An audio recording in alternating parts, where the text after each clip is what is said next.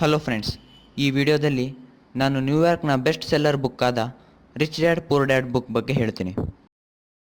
ಈ ಪುಸ್ತಕ 1997ರಲ್ಲಿ ಪಬ್ಲಿಷ್ ಆಯಿತು ಮತ್ತು ಇಲ್ಲಿಯವರೆಗೂ ಇದು 32 ಮಿಲಿಯನ್ ಕಾಪಿ ಸೇಲ್ ಆಗಿದೆ. ಈಗ ಅಂಥ ವಿಷಯ ಏನಿದೆ ಈ ಬುಕ್ನಲ್ಲಿ ಎಂದು ನೀವು ಯೋಚನೆ ಮಾಡ್ತಾ ಇದ್ದೀರಾ? ಬನ್ನಿ, ಇವತ್ತು ನಾವು ಅದ್ರ ಬಗ್ಗೆ ತಿಳಿದುಕೊಳ್ಳೋಣ. ಈ ಬುಕ್ನಲ್ಲಿ ಆಥರ್ ಇಬ್ಬರು ಡ್ಯಾಡ್ ಬಗ್ಗೆ ಹೇಳ್ತಾ ಇದ್ದಾರೆ. ಒಬ್ಬ ರಿಚ್ ಡ್ಯಾಡ್, ಇನ್ನೊಬ್ಬ ಪೂರ್ ಡ್ಯಾಡ್. ಕನ್ಫ್ಯೂಸ್ ಆಗಬೇಡಿ. ಒಬ್ಬ ಡ್ಯಾಡ್ ಆಥರ್ನ ಬೆಸ್ಟ್ ಫ್ರೆಂಡ್ ಮೈಕ್ನ ತಂದೆ, ಇನ್ನೊಬ್ಬ ಡ್ಯಾಡ್ ಆಥರ್ನ ಸ್ವಂತ ತಂದೆ. ಆಥರ್ ಇವರಿಬ್ಬರ ಸಲಹೆ ಕೇಳ್ತಾ ಬೆಳೆದರು. ಇವರಿಬ್ಬರ ಆಲೋಚನೆ ವಿಭಿನ್ನವಾಗಿತ್ತು. ಹಾಗಾಗಿ ಒಬ್ಬ ತಂದೆ ಫೈನಾನ್ಷಿಯಲಿ ತುಂಬ ಸಕ್ಸಸ್ಸನ್ನು ಕಂಡರು, ಇನ್ನೊಬ್ಬ ತಂದೆ ಪುವರ್ ಆಗಿ ಉಳಿದರು.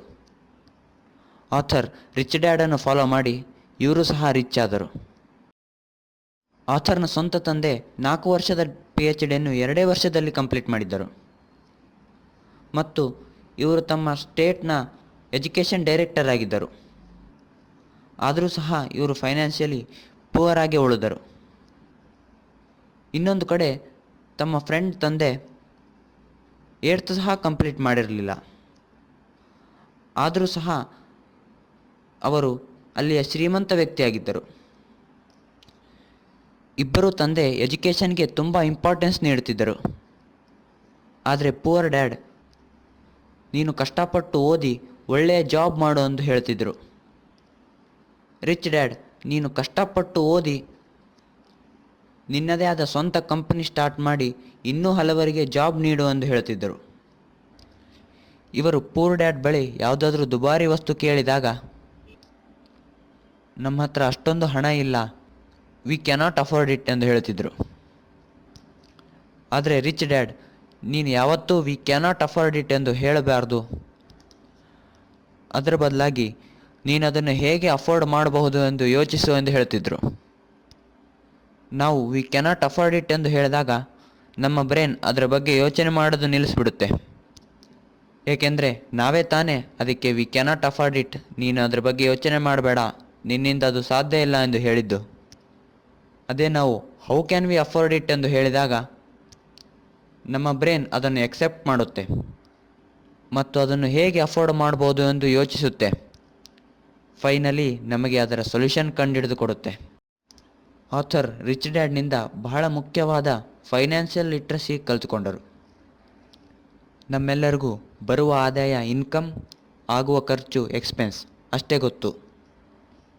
ಆದರೆ ಇಲ್ಲಿ ಆಥರ್ ಇನ್ನೂ 2 ಮುಖ್ಯವಾದ ವಿಷಯ ಕಲಿತುಕೊಂಡರು: ಅಸೆಟ್ಸ್ ಹಾಗೂ ಲಯಬಿಲಿಟೀಸ್. ಇದು ಅಕೌಂಟ್ಸ್ನಲ್ಲಿ ಬರುವ ಅಸೆಟ್ಸ್ ಲಯಬಿಲಿಟೀಸ್ ಅಲ್ಲ. ಅಸೆಟ್ಸ್ ಅಂದರೆ ಯಾವ ವಸ್ತು ನಮಗೆ ರೆಗ್ಯುಲರ್ ಆಗಿ ಇನ್ಕಮ್ ತಂದು ಕೊಡ್ತಿರುತ್ತೋ, with small effort or without effort, ಅದು. ಎಕ್ಸಾಂಪಲ್ ಕಂಪ್ನಿ ಶೇರ್ಸ್, ರೆಂಟಿಗೆ ಕೊಟ್ಟಿರೋ ಪ್ರಾಪರ್ಟಿ. ಇದರಿಂದ ನಾವು ಕೆಲಸ ಮಾಡದೇ ಹೋದರೂ ರೆಗ್ಯುಲರ್ ಇನ್ಕಮ್ ಬರ್ತಾ ಇರುತ್ತೆ. ಲಯಬಿಲಿಟೀಸ್ ಅಂದರೆ ಯಾವ ವಸ್ತುಗಳಿಂದ ನಮಗೆ ರೆಗ್ಯುಲರ್ ಆಗಿ ಎಕ್ಸ್ಪೆನ್ಸ್ ಆಗ್ತಿರುತ್ತೋ ಅದು. Example costly mobile, car. ಇವುಗಳನ್ನ ಒಂದ್ಸಲ ಖರೀದಿ ಮಾಡಿದ ಮೇಲೆ EMI ಅಥವಾ ಮೇಂಟೆನೆನ್ಸ್ಗೋಸ್ಕರ ರೆಗ್ಯುಲರ್ ಖರ್ಚಾಗ್ತಾ ಇರುತ್ತೆ. ಈಗ ಪೂರ್, ಮಿಡಲ್ ಕ್ಲಾಸ್, ರಿಚ್ ಪೀಪಲ್ನ ಕ್ಯಾಶ್ ಫ್ಲೋ ಹೇಗೆ ಡಿಫ್ರೆಂಟ್ ಆಗಿರುತ್ತೆ ಎಂದು ನೋಡೋಣ. ಪೂರ್ ಪೀಪಲ್ ಇವರು ಹಣ ಗಳಿಸಿದ್ರಂದರೆ ಅದು ಇನ್ಕಮ್ ಆಗುತ್ತೆ. ಇವರು ಅದನ್ನು ಯಾವುದ್ರ ಮೇಲೂ ಇನ್ವೆಸ್ಟ್ ಮಾಡೋದಿಲ್ಲ. ಕೆಲವೇ ದಿನಗಳಲ್ಲಿ ಅದನ್ನು ಕಂಪ್ಲೀಟ್ ಖರ್ಚು ಮಾಡಿಬಿಡ್ತಾರೆ. ಇವರಿಗೆ ಅಸೆಟ್ಸ್ ಹಾಗೂ ಲಯಬಿಲಿಟೀಸ್ ನಾಲೆಜ್ ಇರೋದಿಲ್ಲ. ಹಾಗಾಗಿ ಇವರು ಬಡವರಾಗೇ ಉಳಿತಾರೆ. ಇನ್ನು ಮಿಡಿಲ್ ಕ್ಲಾಸ್ ಪೀಪಲ್, ಇವರು ಹಣ ಗಳಿಸಿದ್ರಂದರೆ ಆ ಹಣವನ್ನು ಇವರು ಲಯಬಿಲಿಟೀಸ್ ಮೇಲೆ ಇನ್ವೆಸ್ಟ್ ಮಾಡ್ತಾರೆ. ಇವರು ಅದನ್ನೇ ಅಸೆಟ್ಸ್ ಅಂತ ಅಂದ್ಕೊಂಡಿರ್ತಾರೆ. ಹಾಗಾಗಿ ಇವರ ಎಕ್ಸ್ಪೆನ್ಸ್ ಹೆಚ್ಚಾಗುತ್ತಾ ಹೋಗುತ್ತೆ. ಕೊನೆಗೆ ಇವರು ತಮ್ಮ ಖರ್ಚು ನಿಭಾಯಿಸೋಗೋಸ್ಕರ ಎಲ್ಲ ಹಣ ಖರ್ಚು ಮಾಡ್ತಾರೆ. ರಿಚ್ ಪೀಪಲ್, ಇವರು ಹಣ ಗಳಿಸಿದ್ರಂದರೆ ಅದನ್ನು ಇವರು ಅಸೆಟ್ಸ್ ಮೇಲೆ ಇನ್ವೆಸ್ಟ್ ಮಾಡ್ತಾರೆ. ಹಾಗಾಗಿ ಇವರ ಇನ್ಕಮ್ ರೆಗ್ಯುಲರ್ ಆಗಿ ಹೆಚ್ಚಾಗುತ್ತಾ ಹೋಗುತ್ತೆ. ಇವರು ಸಹ ಲಯಬಿಲಿಟೀಸ್ ಮೇಲೆ ಖರ್ಚು ಮಾಡ್ತಾರೆ, ಆದರೆ ಮ್ಯಾಕ್ಸಿಮಮ್ ಅಮೌಂಟನ್ನು ಅಸೆಟ್ಸ್ ಮೇಲೆ ಇನ್ವೆಸ್ಟ್ ಮಾಡೋಕ್ಕೆ ಟ್ರೈ ಮಾಡ್ತಾರೆ. ಇದೇ ಕಾರಣದಿಂದ ಬಡವರಾಗ್ತಾನೆ ಹೋಗ್ತಾರೆ, ಶ್ರೀಮಂತರಾಗ್ತಾನೆ ಹೋಗ್ತಾರೆ. ಎಕ್ಸಾಂಪಲ್ ಅಕ್ಷಯ್, ವಿನಯ್ ಎಂಬ ಇಬ್ಬರು ವ್ಯಕ್ತಿ ಸೇಮ್ ಪೋಸ್ಟ್ ಸೇಮ್ ಸ್ಯಾಲ್ರಿಗೆ ವರ್ಕ್ ಮಾಡ್ತಾ ಇರ್ತಾರೆ. ಸ್ವಲ್ಪ ದಿನಗಳಲ್ಲಿ ಇಬ್ಬರು ಲೋನ್ ಮೇಲೆ ಮನೆ ಖರೀದಿಸ್ತಾರೆ. ಅದರ ಮಂತ್ಲಿ ಇನ್ಸ್ಟಾಲ್ಮೆಂಟ್ ₹20,000 ಇರುತ್ತೆ. ಅಕ್ಷಯ್ ಆ ಮನೆಯನ್ನು ಸಂಪೂರ್ಣವಾಗಿ ತಾನೇ ಯೂಸ್ ಮಾಡ್ತಾನೆ. ಹಾಗಾಗಿ ಇದು ಲಯಬಿಲಿಟೀಸ್ ಕಾಲಮಿಗೆ ಹೋಗುತ್ತೆ ಹಾಗೂ ಮಂತ್ಲಿ ಎಕ್ಸ್ಪೆನ್ಸ್ ₹20,000 ಹೆಚ್ಚಾಗುತ್ತೆ. ಆದರೆ ವಿನಯ್ ಒಂದು ಫ್ಲೋರ್ ಬಿಟ್ಟು ಉಳಿದ ಎಲ್ಲ ರೂಮನ್ನು ಬಾಡಿಗೆ ಕೊಡ್ತಾನೆ.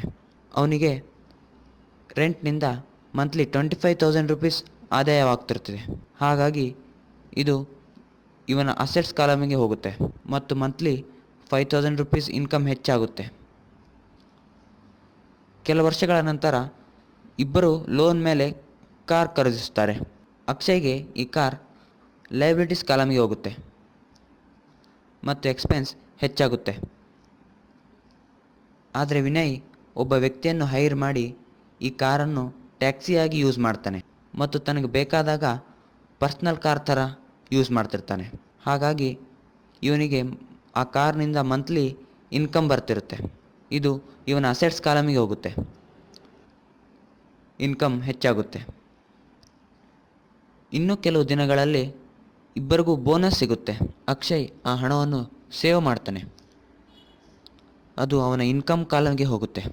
ಆಥರ್ ಪ್ರಕಾರ ಸೇವಿಂಗ್ ಅಸೆಟ್ಟು ಅಲ್ಲ, ಲಯಬಿಲಿಟೀಸು ಅಲ್ಲ. ಏಕೆಂದರೆ ಇದರಿಂದ ಯಾವುದೇ ಖರ್ಚಾಗೋದಿಲ್ಲ ಮತ್ತು ಇದರ ಮೇಲೆ ಅಷ್ಟೊಂದು ಹೈ ರಿಟರ್ನ್ಸು ಇರೋದಿಲ್ಲ. ಹಣ ಎಷ್ಟಿರುತ್ತೋ ಅಷ್ಟೇ ಇರುತ್ತೆ ಅಥವಾ ಸ್ವಲ್ಪ ಪ್ರಮಾಣದ ಹಣ ಹೆಚ್ಚಾಗುತ್ತೆ ಅಷ್ಟೇ. ಆದರೆ ವಿನಯ್ ಹಣದಿಂದ ಸಣ್ಣ ಬಿಸ್ನೆಸ್ ಸ್ಟಾರ್ಟ್ ಮಾಡ್ತಾನೆ ಹಾಗೂ ಕಂಪ್ನಿ ಶೇರ್ಸ್ ಖರೀದಿ ಮಾಡ್ತಾನೆ.